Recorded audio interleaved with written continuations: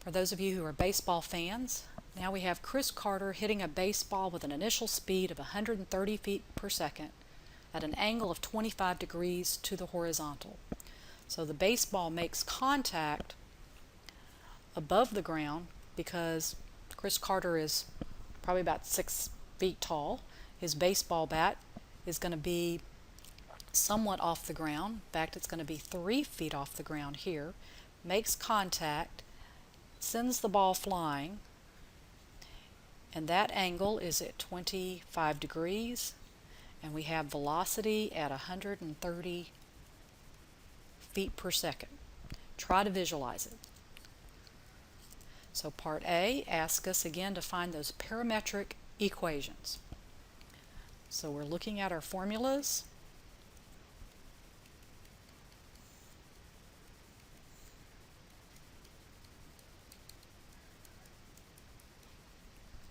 And we're going to fill in those numbers. This time, because we are going to have horizontal part, that's not going to be 0. That ball should be flying pretty far ways. And again, since we're in feet per second, that gravity is 32 feet per second squared.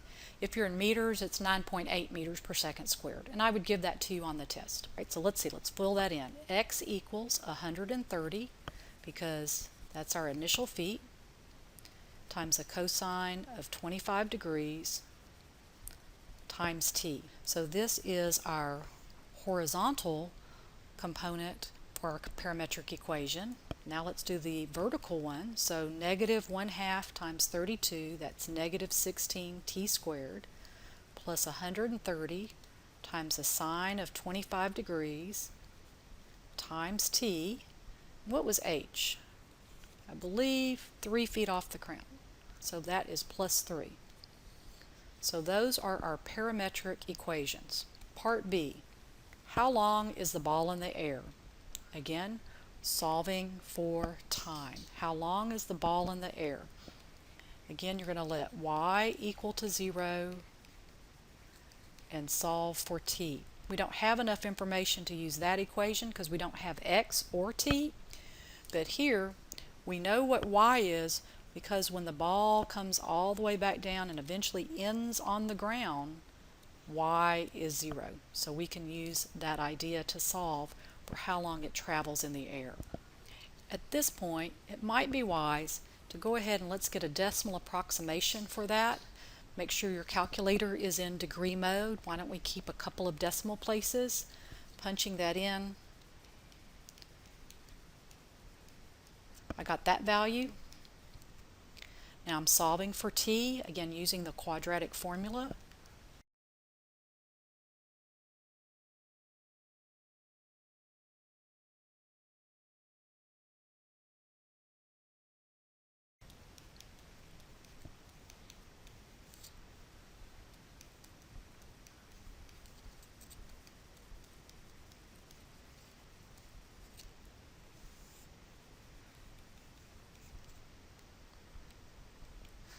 You can always pause the video to catch up and to punch those numbers into your calculator. It's always good practice. You should punch them in and then see, did we match?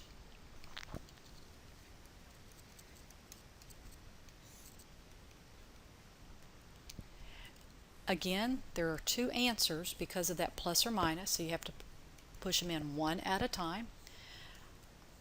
I got that answer,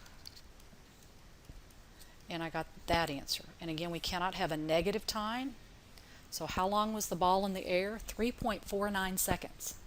So just think, if you're here playing baseball and you're in outfield, you've got about 3.5 seconds before that ball hits the ground. Could you catch it? What does part C ask?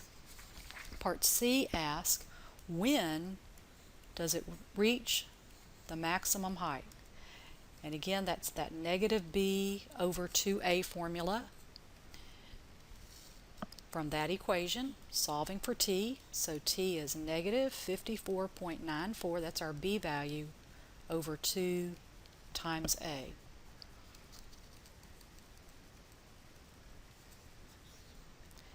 (1.72 seconds). That's when it reached its maximum height. Then of course part D says, what was the maximum height?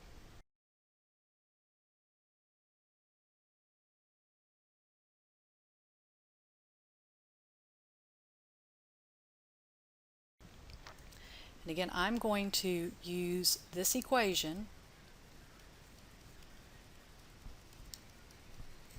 and I'm going to substitute in t 1.72 and solve for y.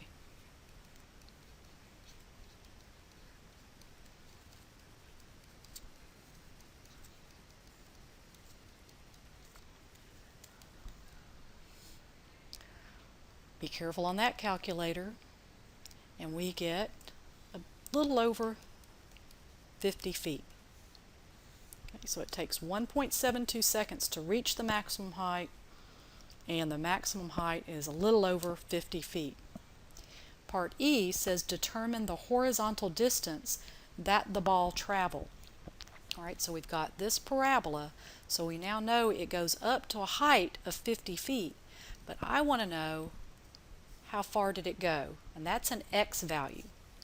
So we haven't used that equation. The first example didn't have an x because the ball went straight up and straight down. Now we do.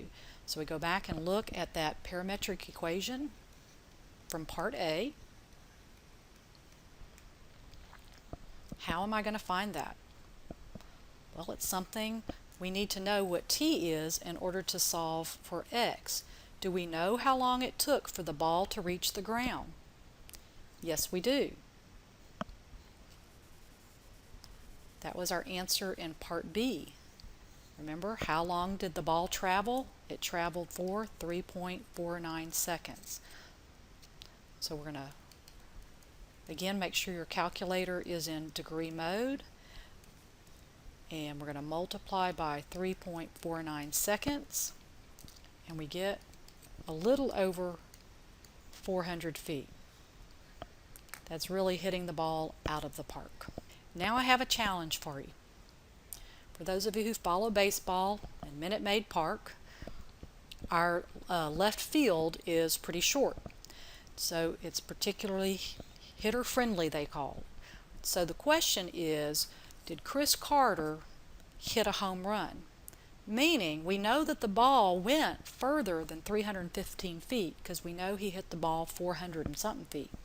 But there's a wall it's got to clear. Did he do that?